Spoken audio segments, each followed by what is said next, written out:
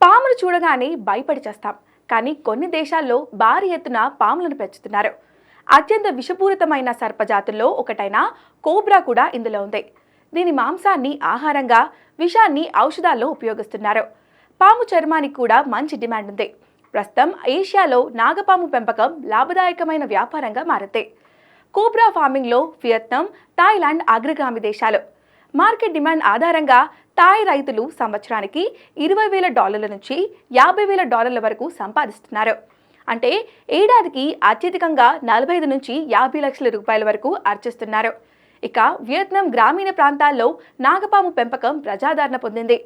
కొన్ని ఎకరాల విస్తీర్ణంలో వీటి కోసం ప్రత్యేకంగా చెట్లను పెంచారు.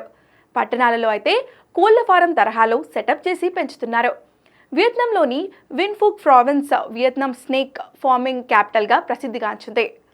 ఇక్కడ విన్సన్ కమ్యూన్లో ఏటా 250 టన్నుల కమర్షియల్ స్నేక్ మీట్ ఉత్పత్తి అవుతుంది.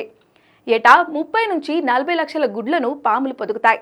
ఒక్కో కోబ్రా 3 నుంచి 3.5 మీటర్ల వరకు పెరిగిన తర్వాత విక్రయిస్తారు. అధిక మార్కెట్ డిమాండ్కు అనుగుణంగా విన్సన్ పెంపకదారులు పాములను ఇతర ఏషియా దేశాలకు, ఎక్కువగా చైనాకు విక్రయిస్తున్నారు.